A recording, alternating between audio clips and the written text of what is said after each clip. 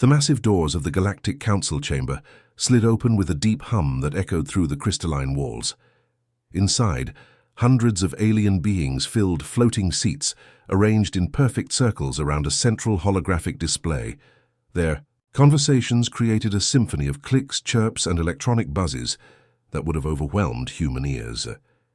Ambassador Vextar of the Rigelian Empire stretched his forearms lazily as he activated the holographic file labeled Species Application. 7421b, Sol System, Third Planet. His compound eyes, each the size of a dinner plate, scanned the data with obvious boredom. This was just another routine review of some backwater species trying to join the galactic community. The hologram showed a small blue and green planet spinning slowly in space. Primitive fusion-powered rockets crawled across the display like ancient insects. Their weapons technology looked like something his people had abandoned 10,000 years ago. The biological data was even more pathetic. These creatures, called humans, lived barely 100 years, had fragile carbon-based bodies, and required a specific mixture of gases just to breathe. "Look at this," Vextar announced to his fellow council members, his voice amplified across the chamber. "These humans claim they want to join us, but they still use chemical propulsion. Their fastest ships would take decades to reach our nearest outpost." Laughter rippled through the chamber, some high-pitched whistles from the gas-based ethereals, deep rumbling from the rock-like granites, and electronic static from the machine hybrid synthetics. To them, humanity was a cosmic joke. What none of them noticed was the small observation deck near the chamber's ceiling, where Captain Kim Jae-won stood perfectly still behind one-way glass. His dark eyes moved methodically from one alien species to another, memorizing their body language, their technology, their obvious weaknesses. Beside him, Lieutenant Park So-young's fingers moved silently across a hidden recording device, capturing every word, every gesture, every detail. Kim had volunteered for this mission, knowing he would be treated like a specimen in a zoo. But while the aliens saw a primitive human from a backward planet, he saw something they couldn't imagine: opportunity. Every insult, every dismissive laugh, every casual threat was being catalogued for future reference. War Chief Gromax of the E. Dominion, a creature that looked like a cross between a bear and a tank, leaned forward in his floating throne. His scarred hide told the story of 1,000 battles across the galaxy. "When the Devourer swarms return from the Outer Rim," he growled, "these humans might actually be useful. They could carry supplies for real warriors, or maybe serve as living shields." The chamber erupted in approval. The idea of using humans as cannon fodder seemed to amuse everyone present. Council Prime Thexgol, whose translucent body pulsed with bioluminescent patterns, raised one tentacle for silence. "Motion approved. Grant them provisional membership labor classification. They may prove adequate for mining operations or biological research programs." Kim's jaw tightened almost imperceptibly, but his expression never changed. In the space of 30 minutes, these aliens had revealed their military tactics, their social hierarchy, their complete underestimation of human capabilities, and most importantly, their fatal flaw: arrogance. They had no idea they were being hunted. 3 months had passed since the Galactic Council's decision, and now the moment of truth had arrived. The docking bay of Nexus Station buzzed with activity as alien species gathered to witness humanity's grand entrance. Most had come for entertainment, expecting to see primitive savages stumble around their advanced civilization like lost children. The human fleet emerged from hyperspace with none of the flashy displays that other species preferred. No spinning formations, no light shows, no intimidating war cries broadcast across all frequencies. Just 12 simple grey vessels that looked more like cargo containers than diplomatic ships. Compared to the sleek artistic designs of the Rigelian cruisers or the massive bioships of the hegemony, the human vessels seemed almost embarrassingly plain. Ambassador Kelmoth of the hegemony watched from the observation deck, his insect-like mandibles clicking in amusement. "Look at those ugly boxes they call ships," he chittered to his companions. "I've seen garbage haulers with more style." The other aliens joined in the mockery. The crystalline Zeridians sang harmonious notes that translated to laughter. The gaseous nebulans created swirling patterns that meant the same thing in their language. Even the normally serious mechanoids emitted electronic beeps that served as their version of chuckling. But their laughter died down when the airlock opened and the humans stepped out. Dr. Lee Min-ho led the delegation with quiet confidence. He wasn't the tallest being in the docking bay. That honor went to the 8-foot Dominion warriors. He wasn't the most colorful. The ethereals glowed like living rainbows. He wasn't even the most impressive physically. Half the species present could bench press a small vehicle. Yet something about the way he moved made the nearby aliens unconsciously step back. His team followed behind him in perfect formation. No pushing, no jostling for position, no obvious hierarchy displays that other species use to show dominance. They moved like water, each person knowing exactly where they belonged without being told. It was subtle, but the more observant aliens noticed how their eyes constantly scanned the environment, cataloging exits, defensive positions, and potential threats. War Chief Gromax had seen enough battles to recognize predators when he saw them, but these humans confused him. They looked soft, vulnerable, almost harmless, yet his warrior instincts kept sending him warning signals he couldn't understand. Adorable little things, sneered Captain Zixtar of the Void Hunters. They think they belong here with actual civilizations. I wonder if they even understand the language translators, or if they're just nodding randomly. Dr. Lee's smile never wavered as the insults continued around him. His team spread out naturally, each member positioning themselves to observe different groups of aliens. To the casual observer, they looked like tourists eager to see everything. In reality, they were conducting the most comprehensive intelligence-gathering operation in human history. Lieutenant Park So-young stood near a group of hegemony officers who were loudly discussing their military capabilities. They assumed she couldn't understand their dialect, not knowing that humans had spent months learning every major galactic language. Every tactical detail, every weapon specification, every defensive weakness was being memorized and transmitted back to Earth. Through quantum-encrypted channels, the aliens saw primitive visitors. The humans saw a galaxy ripe for the taking. The emergency alarms screamed through Nexus Station like the wails of dying stars.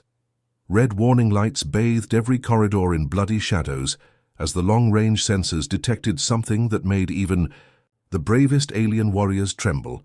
The Devourer Hive fleet was returning from the dark spaces between galaxies. Major Cho Hyun-woo was eating a simple meal of rice and vegetables when the conscription order appeared on his personal communicator. Around him, other species received similar messages, but their reactions were vastly different. The proud Rigelians immediately began polishing their ceremonial armor. The warrior caste Dominion members roared challenges at empty air. The hegemony. Officers started calculating glory points for their inevitable victory. The humans just looked at each other and nodded. Within hours, Cho found himself standing in a massive hangar bay alongside the other members of the 47th Expendable Battalion. The name alone told him everything he needed to know about how the Galactic Council viewed their chances of survival. His unit was a collection of species that the military brass considered disposable. Nervous felinians whose fur stood on edge, slow-moving crystalline beings that communicated through light patterns, small tunnel rats from the asteroid mining, colonies and various other aliens who had been deemed unfit for real combat. The Rigelian overseer, a decorated general named Korkshun, addressed them with barely concealed disgust. His 4 arms gestured dismissively as he spoke. "You are support. Personnel, your job is maintenance, logistics, and staying out of the way when actual warriors engage the enemy. The Devourer swarms are not to be taken lightly. They have consumed entire star systems. Leave the fighting to those who were born for it," Cho studied the alien commander with the same calm expression he had worn during his years as a Special Forces operator back on Earth. He noticed how Korkshun's eyes never quite met those of his subordinates, how his stance suggested someone who had spent more time in comfortable command centers than actual battlefields. The human mentally filed away these observations for future use. The journey to the Outer Rim would take 3 weeks through hyperspace, Most of the expendable units were crammed into converted cargo holds with minimal facilities. The superior alien forces traveled in luxury compartments with full entertainment systems and gourmet food processors. The message was clear: some lives were worth more than others. But something unexpected began happening during those 3 weeks. The humans started talking to their alien squadmates, not with the desperate bravado of soldiers facing doom, but with the quiet confidence of craftsmen discussing their trade. Cho showed a young Felinian engineer how to modify a standard plasma cutter into something far more dangerous. Sergeant Kim Yonseo taught a group of tunnel rats how to rig explosive charges using common cleaning supplies. The other species had never seen anything like it. Where they saw junk and spare parts, the humans saw weapons waiting to be born. Where they saw impossible tactical situations, the humans saw puzzles to be solved. Most importantly, where they saw certain death, the humans saw just another day at work. By the time they reached the front lines, the 47th Expendable Battalion had been transformed from a collection of misfits into something the galaxy had never seen before, a unit trained to think like humans. The Battle of Kepler 442 began at 6:30 Galactic Standard Time with all the precision and coordination that had made the Coalition forces famous across 1,000 worlds. Massive dreadnoughts moved into perfect formation, their weapons charged and ready. Fighter squadrons arranged themselves in textbook attack patterns that had been refined over centuries of warfare. Everything was going exactly according to plan. Then, the Devourers arrived, and the plan fell apart in minutes. These weren't the mindless swarm creatures the Coalition had expected. The Devourers moved like liquid death, flowing around defensive positions and striking at weak points with surgical precision. Their bioships pulsed with organic weaponry that adapted to each defensive measure within seconds. Where the Coalition forces followed rigid protocols, the Devourers improvised and evolved in real time. Admiral Thexagol watched in horror from his command ship as his perfectly coordinated fleet was systematically torn apart. The Rigelian battle formations, famous for their geometric beauty, became death traps as Devourer swarms flowed through the gaps like water through a net. The Dominion's frontal assault tactics, which had conquered dozens of worlds, met creatures. That simply absorbed the damage and kept coming. All units maintain formation, the Admiral ordered, his voice cracking slightly. Execute Tactical Protocol 77 Alpha. But Protocol 77 Alpha was designed to fight civilized enemies, who followed predictable patterns. The Devourers weren't civilized, and they definitely weren't predictable. 3 levels below the main command deck, Sergeant Han Boram was having a very different kind of day. She had ignored the frantic retreat orders coming through her comm unit 20 minutes ago. Instead, she was crawling through the space station's maintenance tunnels with her squad, carrying a collection of items that would have made the Coalition's weapons experts weep with despair. Her backpack contained spare reactor cores that maintenance had marked for disposal, cleaning chemicals from the janitor's closet, and a box of industrial adhesives that someone had left behind during construction. To any reasonable military mind, this was junk. To someone trained by the human military, it was a weapon of mass destruction waiting to be assembled. "Command, this is Ghost Team," she whispered into her comm unit as her squad reached their destination, the massive power junction that fed the Devourer command node. "We're going dark." What she did next would have violated every safety protocol in the Galactic Military Handbook. She began mixing chemicals that were never meant to touch each other, rigging detonators from spare electronics, and turning maintenance equipment into improvised explosives. Her squad worked with the quiet efficiency of people who had learned to make deadly weapons from household items during their basic training. The Devourer command node was a massive biomechanical structure that pulsed with alien intelligence. It coordinated the movements of thousands of smaller craft, processing tactical information at speeds that made even advanced AI systems look slow. It was protected by layers of organic armor that could regenerate damage faster than conventional weapons could inflict it, but conventional weapons weren't what Han had in mind. The explosion that followed lit up space like a new star being born. The command node, along with half the Devourer fleet, simply ceased to exist. The remaining enemy ships, suddenly cut off from their central intelligence, began flying in confused circles like insects whose hive had been destroyed. In the Coalition command center, absolute silence fell as every alien officer tried to process what they had just witnessed. The battles that followed the destruction of the Devourer command node revealed something that made even hardened alien veterans question everything they thought they knew about warfare. As conflicts raged across 7 different star systems, a disturbing pattern began to emerge in the tactical reports flowing back to Coalition headquarters. The human units weren't fighting like any military force the galaxy had ever seen. Colonel Song Hee-jin stood in the Coalition command center, surrounded by holographic displays showing active combat zones across multiple worlds. Each screen told the same impossible story. Small groups of humans were outperforming elite alien forces by margins that defied all military logic. But what truly unsettled the alien observers wasn't the kill ratios or tactical victories. It was how the humans moved. Admiral Zekar of the Stellar Navy, whose people had perfected quantum battlefield coordination over millennia, watched one particular display with growing confusion. It showed human squads separated by thousands of kilometers, yet operating with perfect synchronization. When one team encountered heavy resistance, support would arrive from units that had no possible way of knowing help was needed. "How are they doing this?" he whispered, his tentacles writhing with agitation. "They have no hive mind networks, no quantum entanglement communicators, no central battle AI coordinating their movements."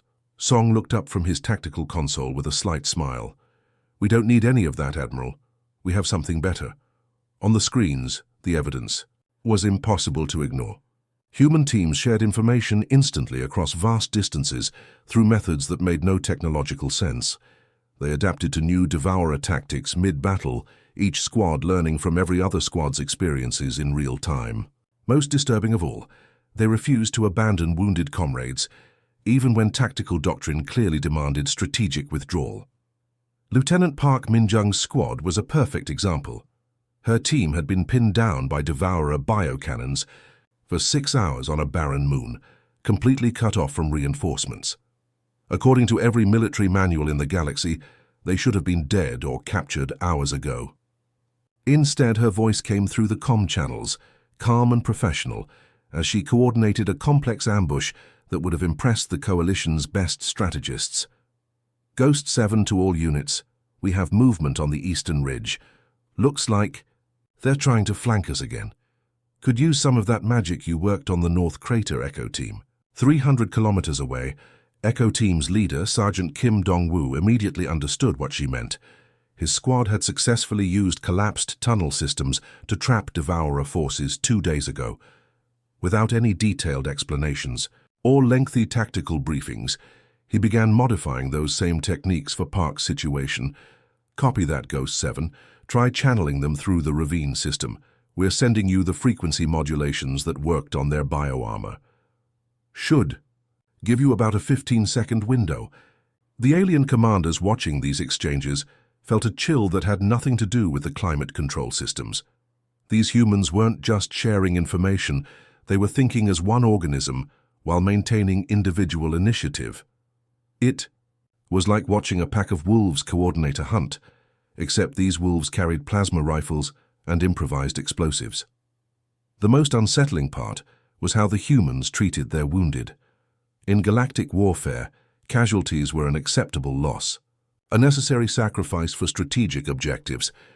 But humans would risk entire missions to evacuate a single injured comrade and somehow still accomplish their primary objectives.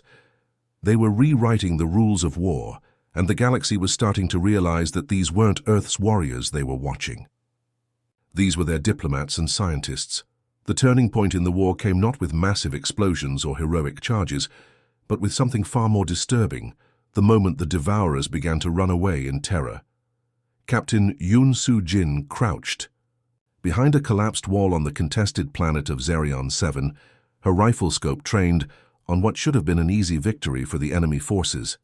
300 Devourer bio-warriors advanced through the ruins of an abandoned city, their chitinous armor gleaming in the alien sunlight. They outnumbered her squad 20-1, carried weapons that could melt through steel, and had never retreated from a battle in recorded galactic history. But as they moved through the carefully prepared kill zone, something went wrong with their coordination. The lead warriors suddenly stopped advancing, their head appendages twitching frantically. Within seconds, the entire formation began backing away, then breaking into a full retreat. Some of the creatures were making sounds the translators couldn't interpret, sounds that might have been screams. "What did you do to them?" whispered Corporal Lee Ji-won, her voice filled with a mixture of awe and unease. Su-jin adjusted the small device attached to her rifle with clinical precision. "We studied their pheromone communication systems for 3 months. Turns out, when you broadcast the chemical signature for apex predator present, mixed with hive death imminent, they lose all interest in fighting." She spoke about psychological manipulation, with the same casual tone someone might use to discuss the weather. But her alien allies found nothing casual about what they were witnessing. The humans had weaponized biology itself, turning the Devourer's own evolutionary instincts against them. Hegemony General Korthmex monitored the battle from his command post, his compound eyes reflecting genuine horror. "This is barbaric," he protested, his mandibles clicking rapidly. "Civilized species don't engage in such primitive psychological manipulation. We fight with honor, with advanced technology, with clean tactics." Dr. Bae Yoonji looked up from her behavioral analysis console, where streams of data showed Devourer neural patterns collapsing into panic responses. Her expression was that of a scientist observing an interesting lab result. "You asked us to win, General. We're showing you how apex predators actually fight. Honor is a luxury that prey animals can't afford." The implications of her words settled over the alien commanders like a cold fog. These humans didn't just study their enemies. They became their enemies, thought like their enemies, understood their fears better than they understood themselves. It was psychological warfare at a level that made traditional military minds recoil in disgust, but the results were undeniable. Across 7 battlefronts, human teams were employing tactics that violated every principle of civilized combat.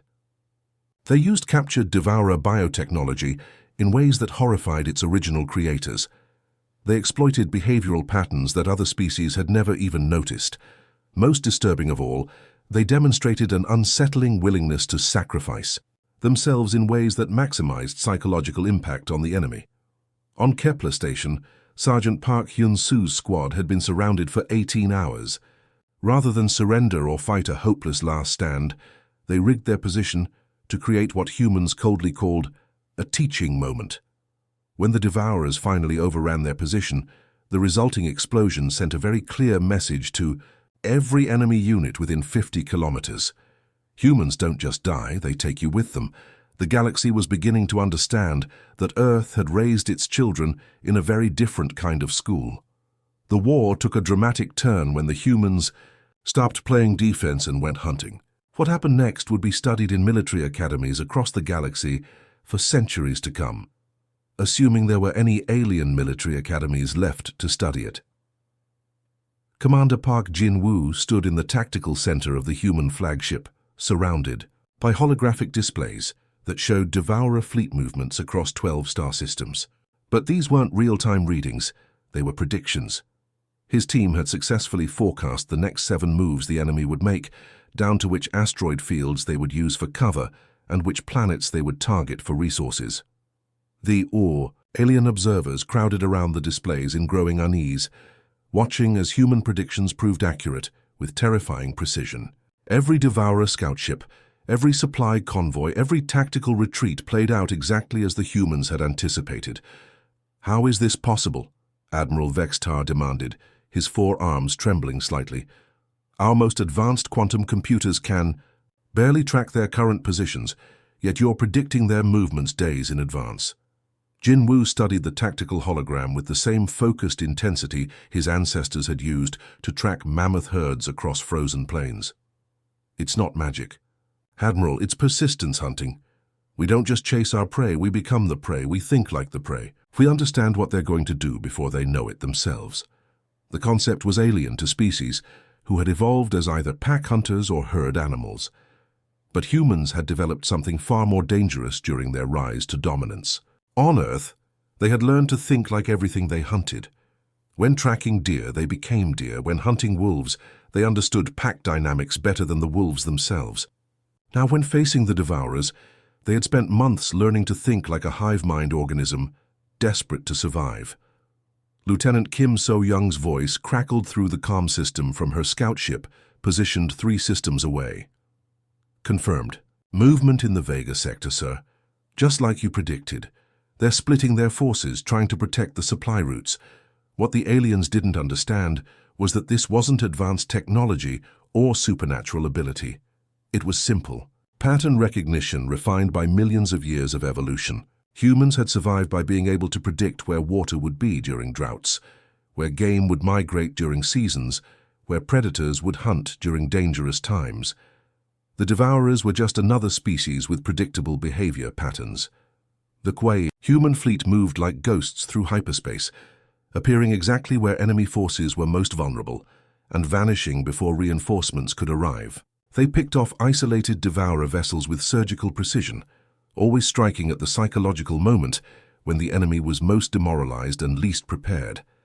Sergeant Choi Min-ho led one such ambush in the Outer Rim, where a devourer supply convoy was attempting to resupply their forward bases. His small squadron of modified fighters appeared from behind a dead moon, destroyed 3 bioships before they could send a distress signal, and disappeared back into space within minutes. "This isn't warfare," General Korkshun whispered as he watched the tactical reports flow across his screens.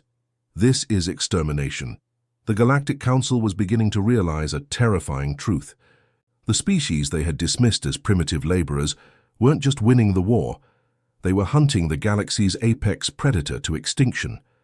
And if these were humanity's diplomats and scientists, what were their actual hunters capable of, the UA? Final assault on the Devourer home fleet began at dawn on a Tuesday, which seemed somehow fitting for the end of a galactic nightmare that had terrorized civilized space for over 3,000 years.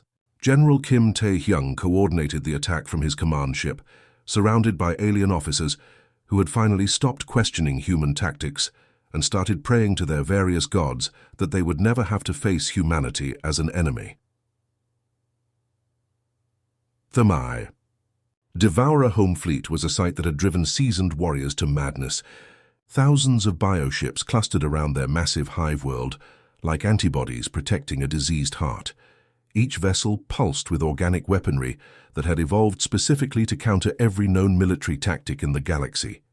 The entire formation was protected by creatures that had consumed entire star systems and turned their mass into living weapons. Admiral Thexgol, whose own people had once ruled a quarter of the galaxy, watched the human battle plan unfold with a mixture of admiration and existential dread. "Your species dominated Earth not through strength or speed," he said quietly, his bioluminescent patterns flickering with anxiety. "You did it by being the perfect predator." Kim nodded, without taking his eyes off the tactical display. "Every human alive today carries the genetic legacy of countless generations who survived by outthinking, outlasting, and outmaneuvering everything that tried to kill them. We didn't conquer our homeworld through force, Admiral.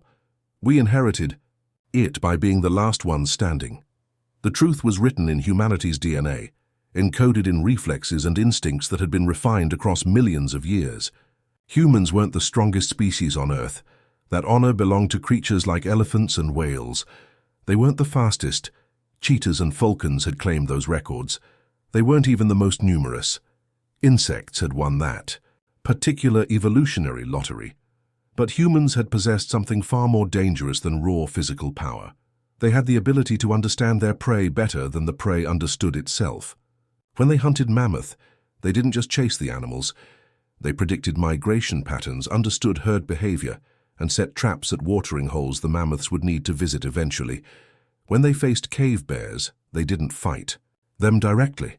They used fire, tools, and coordinated tactics that turned the bear's own strength against them. Now, as the human fleet moved against the Devourer stronghold, those same instincts were operating on a galactic scale. The humans had spent months studying bioship reproduction cycles, understanding hive mind communication patterns, and identifying the psychological weaknesses that came with collective consciousness. Captain Lee Hyojin's fighter squadron didn't attack the heavily defended outer perimeter. Instead, they targeted specific bioships whose destruction would create cascading failures in the hive mind network. Lieutenant Park Jung-soo's demolition teams didn't try to breach the strongest defenses. They found the evolutionary weak points, where the Devourer's own biological systems could be turned into weapons against them. The battle lasted 18 hours, but the outcome was inevitable from the moment it began. The Devourers fought with the desperate fury of a species facing extinction, but they were fighting an enemy that had turned extinction into an art form. Humanity had spent its entire evolutionary history learning how to be the thing that other apex predators feared in the dark. When the last Devourer bioship went silent, floating dead in space like a massive organic corpse, the galaxy held its breath. The nightmare was over, but a new one was just beginning.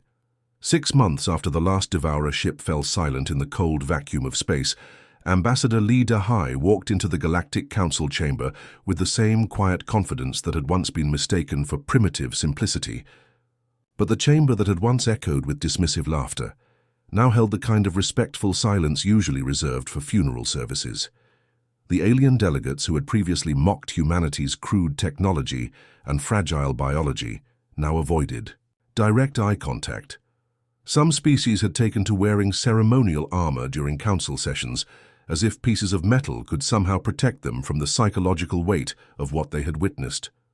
Others had requested to have their seats moved farther from the human delegation area, claiming better acoustics, but fooling no one. Council Prime Vextar, whose forearms had once gestured dismissively at human applications, now kept his hands carefully folded and his compound eyes focused on the table. The same being who had suggested using humans as cannon fodder was now struggling to find words that wouldn't accidentally provoke the apex predators sitting across from him. "We are grateful," he began carefully, "for humanity's assistance in eliminating the Devourer threat. The Council would like to offer full membership status, with all the privileges and responsibilities that entails." Lee smiled with the same polite expression that had once convinced these aliens she was harmless. "We appreciate your generous offer, Council Prime. However, after careful consideration, we believe a partnership model would be more appropriate for all parties involved." The word appropriate hung in the air like a barely concealed threat. Every alien in the chamber understood that humanity was no longer asking for permission to join their civilization. They were dictating the terms of their participation. War Chief Gromax, whose scarred hide had intimidated warriors across a dozen systems, found his voice reduced to barely above a whisper. What terms would humanity find acceptable? Lee's expression never changed, but something in her eyes reminded the assembled aliens of the footage they had all seen. Human soldiers, walking calmly through battlefields where the galaxy's most feared predators had fled in terror. "We'll provide military consultation and protection services to member species. In return, we expect full access to galactic trade networks, technology sharing agreements, and representation proportional to our contributions." The terms were more than generous. They were practically charitable. Everyone in the room knew that humanity could have simply taken whatever they wanted. The species that had systematically hunted the Devourers to extinction could certainly handle a few thousand. Worlds full of beings who had spent centuries growing soft behind their advanced technology, but that wasn't how humans operated. They didn't conquer through brute force. They made their prey come to them willingly, convinced that cooperation was their own idea. As the Council hastily voted to approve every single human demand, one terrifying thought echoed through every alien mind in the chamber. These calm professional diplomats had personally witnessed the destruction of the galaxy's apex predator. They had coordinated with the human military, planned strategies, and reported back to their homeworld throughout the entire campaign. If these were Earth's ambassadors and scientists, the beings they sent to negotiate and study and make friends, what were their actual warriors like? What kind of creatures had humanity kept back on their homeworld, locked away behind diplomatic smiles and peaceful intentions? The galaxy had a new apex predator, and it had evolved on a death world called Earth. The age of human dominance had begun not with conquest, but with a polite request for partnership. The predators were in charge now, and they were being very, very reasonable about it.